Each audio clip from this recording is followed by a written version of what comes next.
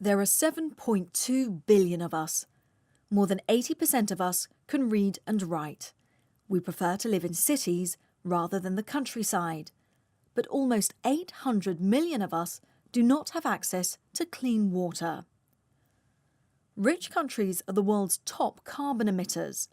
Climate change hits poorer countries harder. Since 1970, the world's poverty rate has declined by 80%. In 2011, just over 1 billion of us lived on less than $1.25 a day, compared with almost 2 billion in 1990. Much has already been achieved, but a lot still remains to be done. 2015 is the last year of the Millennium Development Goals achievements, so we have to take stock. We have to see what we have achieved and what still needs to be done. And I think we have learned a lot in the course of the past 15 years. We have learned that by global commitment, we can achieve progress. By coordinating our actions, we can achieve progress. At the same time, we have even more now knowledge, technology, know-how.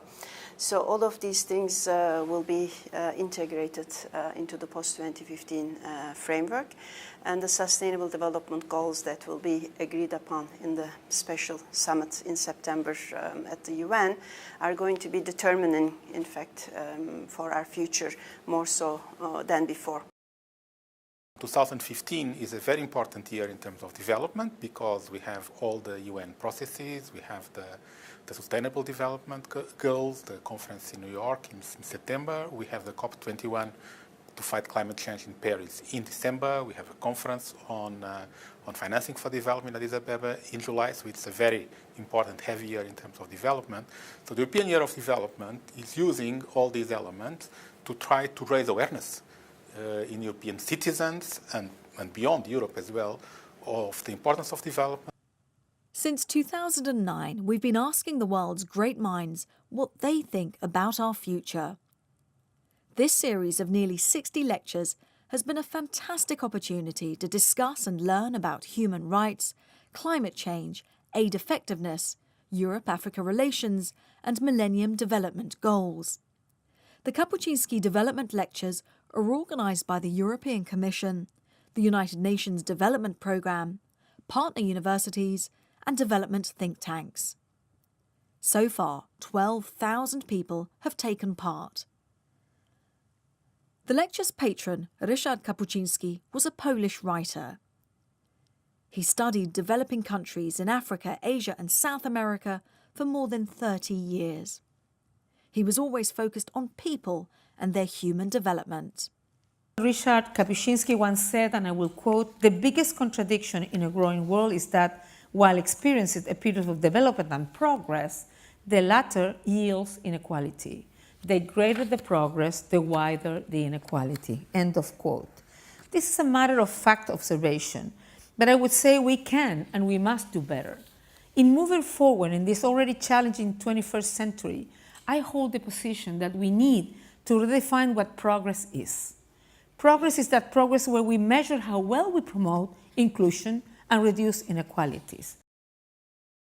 We live in a world where what people are able to achieve is determined not by their efforts, not by their native talents, and not by their potential, but by which country they happen to be born in, by whether or not their parents happen to be rich or poor.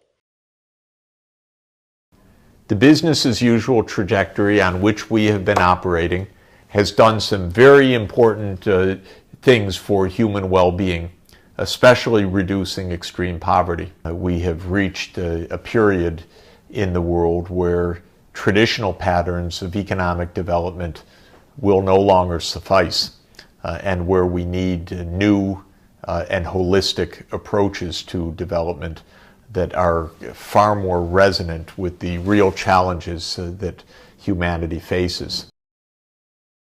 We want to live in a world that is more harmonious, that is more peaceful, that is more prosperous, that we may be able to leave to future generations a legacy of which we can be proud. Democracy means responsibilities as well as rights. This year, world leaders could put an end to poverty. 2015 is the year international development. The European Year for Development is crucial for our future. Common goals will have to be defined for governments and business, politicians and societies, environment and energy production, development and technology, a socially fair and sustainable world. 2015 is the time for global action for people and the planet. The time for our world, for our dignity, and for our future. Agreements should improve our quality of life. They will decide how our world will look in 2050. Now, during a new series of the Kapuscinski Development Lectures, more than 20 top thinkers will discuss human and sustainable growth in academic centres across Europe. Follow us and engage in the debate.